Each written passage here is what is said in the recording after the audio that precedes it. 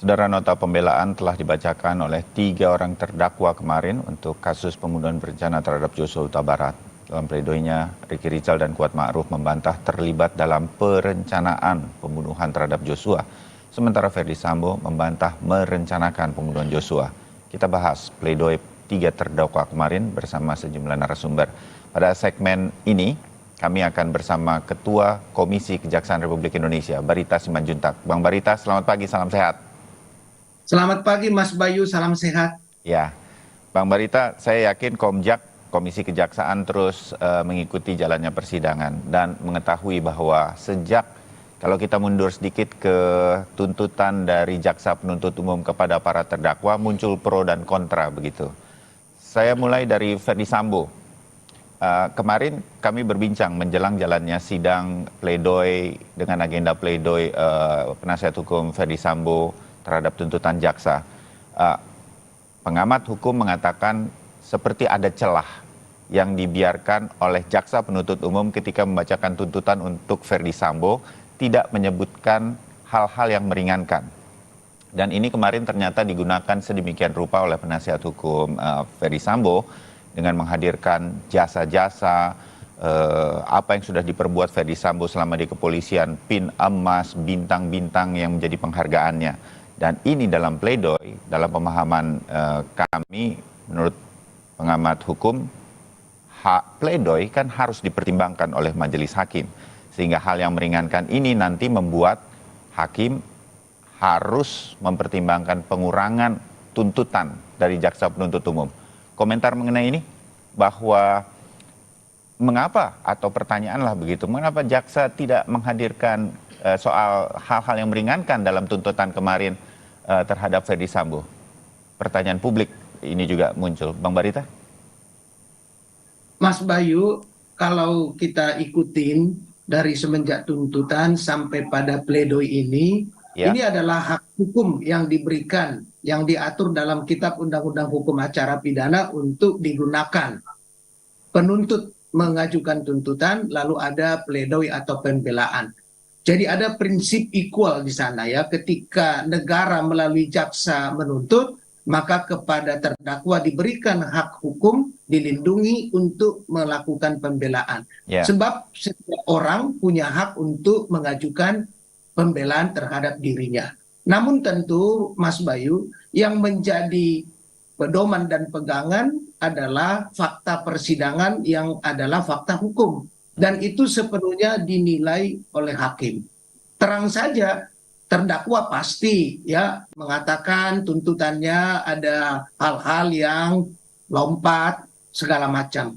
Tetapi jaksa penuntut umum yang kami ketahui dalam mengajukan tuntutannya telah melakukannya secara cermat, jelas, sehingga apa yang disebut oleh beberapa pakar yang mengatakan ada celah-celah itu sebenarnya tidak demikian kalau kita dengar dengan cermat.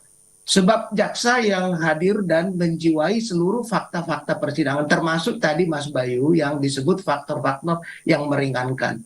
Jadi sepenuhnya itu adalah selain kewenangan juga pertimbangan jaksa. Jadi bahwa fakta persidangan berkaitan dengan kasus pembunuhan intinya adalah pasal 340 itu. Kemudian yang meringankan itu tidak dibuat karena tuntutannya kan tuntutan berat ya, pidana seumur hidup. Sehingga itu sudah disusun, sudah dipikirkan dengan logis, rasional, sehingga nanti hakimlah yang akan memberikan pertimbangan, penilaian, keadaan fakta-fakta yang diajukan ya. baik dalam tuntutan maupun dalam pembelaan untuk putusannya. Jadi Oke. itu hal yang wajar saja, Mas Bayu, Ya, dalam peradilan pidana seperti yang berjalan sekarang. ya. Saya sempat menanyakan mengapa disebut kemudian sebagai celah begitu, ketika kemudian pengamat mengatakan biasanya kalau jaksa membacakan tuntutan tanpa hal yang meringankan, itu akan memberikan hukuman yang maksimal sebagai sebuah tuntutan. Dalam hal ini untuk Ferdy Sambo, hukuman mati begitu. Tetapi itu tidak dilakukan. Mungkin titik ini yang saya yakin para jaksa penuntut umum adalah jaksa-jaksa terbaik yang diterjunkan Kejaksaan Agung untuk kasus ini. Sehingga hal yang biasanya menjadi sesuatu yang biasa dilakukan di dalam persidangan untuk mengajukan tuntutan tidak terjadi. Itu, Bang Barita, mengapa kemudian disebut celah dan dimanfaatkan oleh penasihat hukum dalam pledoi untuk meringankan hukuman nantinya. Kalau begitu, apakah Komjak juga menilai bahwa jaksa sudah cermat untuk tuntutan Ferdi Sambo? Ya, inilah yang kita lihat ya, perspektif atau pandangan pendapat dari R boleh saja ya, sebab bebas mengajukan pendapat. Namun intinya adalah di pasal 340 itu sendiri redaksi ya normatifnya, dan kemudian di dalam kitab Undang-Undang Hukum Acara Pidana. Itu yang menjadi pegangan fakta-fakta persidangan, fakta hukum dalam mengajukan tuntutan. Jadi karena ancaman pidananya itu hukuman mati seumur hidup dan penjara paling lama 20 tahun dan dituntut seumur hidup, itu adalah hal yang berat Sudah ya. maksimal. Sebab itu yang maksimal. Jadi tidak bisa dikualifikasi bahwa kalau tidak ada yang faktor yang meringankan maka pidananya harus pidana mati. Pasal 340 Kitab Undang-Undang Hukum Pidana tidak bicarakan demikian. Dia memberikan ancaman hukuman mati seumur hidup dan penjara paling lama 20 tahun. Sehingga adalah kewenangan berkaitan dengan materi pembuktian fakta hukum di persidangan yang diatur dan direkonstruksi oleh jaksa sampai pada tuntutannya. Jadi membuat tuntutan itu juga tidak asal-asalan. Semua faktor sudah dipertimbangkan, termasuk yang tadi disebut apa yang oleh para pakar disebut sebagai celah, sebenarnya itu sudah tertutup dengan penjelasan yang ada di dalam tuntutan yang sudah dibacakan kemarin. Jadi melihat tuntutan itu tidak hanya yang meringankan, tidak ada hanya terbatas di situ, tapi kita harus melihat narasi, penjelasan, kronologi, dan fakta-fakta yang diajukan dalam tuntutan itu. Sehingga kita bisa memahami bahwa apa yang disebut celah itu sebenarnya tidak demikian, karena semua fakta hukum, alat-alat bukti, termasuk kepada narasi yang disebut tadi, tidak ada yang meringankan itu sudah ada di dalam penjelasan tuntutan secara keseluruhan.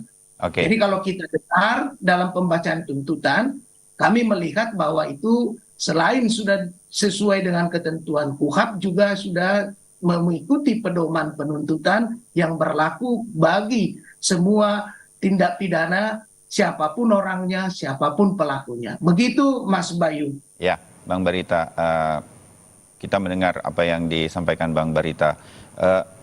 Kalau berhubungan sekarang dengan apa yang menjadi fakta-fakta di persidangan, banyak juga yang melakukan penilaiannya seperti ini, dan ini kita diskusikan. Ferdi Sambo kemarin, Ricky dan Kuat memanfaatkan apa yang kemudian terasa begitu dalam persidangan, Bang Barita, kurang meyakinkannya selama persidangan bahkan, jaksa penuntut umum untuk membuktikan keterlibatan para terdakwa yang lain dalam rencana pembunuhan tersebut. Lebih dan kurang bahwa memang para pengamat hukum mengatakan ada keterkaitan cerita, logika cerita dan lain-lain, itu nanti akan menjadi bagian dari pertimbangan hakim.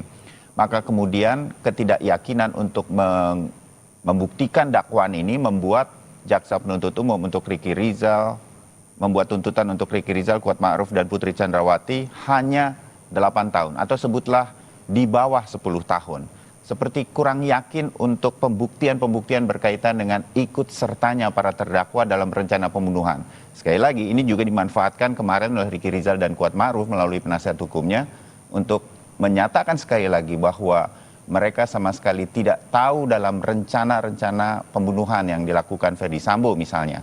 Nah, hal semacam ini juga menjadi perhatian dari Komisi Kejaksaan.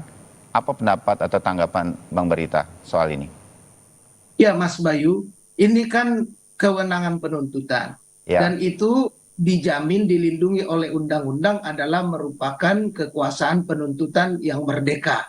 Sehingga secara materi perkara kami tidak bisa mengintervensi.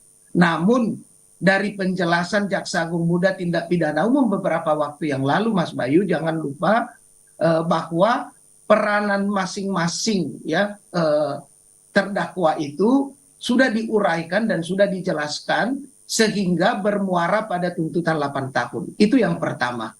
Yang kedua, ya, yang kita juga perlu ketahui dalam konteks ini, peranan itu dalam tuntutan kemarin kan didasarkan pada berkas pemeriksaan, ya, kemudian keterangan-keterangan ahli, keterangan saksi, secara kronologi dan poin per poin, ya, alasan yang diangkat oleh jaksa penuntut umum untuk menuntut bahwa mengetahui atau substansi yang lain itu kan ada dasarnya, sesuai dengan berita acara nomor sekian, sesuai dengan keterangan ini, sesuai, jadi semua otentik. Jadi verifikasinya dilakukan tidak hanya dalam redaksi, tetapi dalam proses persidangan yang saya katakan tadi yang menjadi fakta hukum.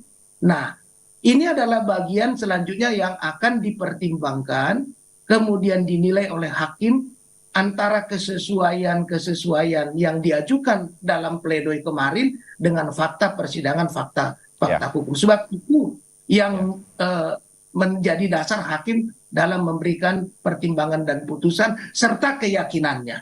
Itu Mas Bayu. Ya, Bang Barita, kalau saya mengangkat sedikit kemudian mengenai tuntutan para jaksa penuntut umum terhadap dia terdakwa yang 8 tahun, netizen mengatakan sepertinya jaksa kurang yakin dan kurang mampu membuktikan sehingga nggak pede untuk memberikan hukuman yang cukup berat di atas 10 tahun. Betul, ini harapan saja dari masyarakat yang mengikuti jalannya sidang. Tapi jaksa kan harusnya bisa dan harus membuktikan dakwaannya sedemikian rupa dalam persidangan sehingga kemudian yakin dalam memberikan tuntutan.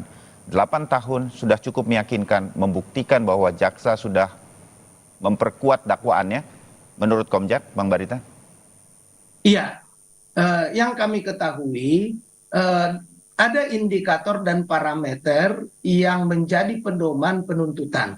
Berapa lama seseorang harus dituntut, apa kaitan peranannya dalam tindak pidana yang sedang dituntut itu menjadi dasar, Mas Bayu. Sehingga pengadilan ini termasuk jaksa kan tujuannya menegakkan hukum dan keadilan. Sehingga bukan emosi dan perasaan yang bicara. Jaksa harus mengenyampingkan emosi dan perasaan itu supaya fakta persidangan, fakta hukum itu bisa mendekati keadilan yang diharapkan. Ini tidak selalu mudah, Mas Bayu. Karena semua manusia punya perasaan, punya emosi.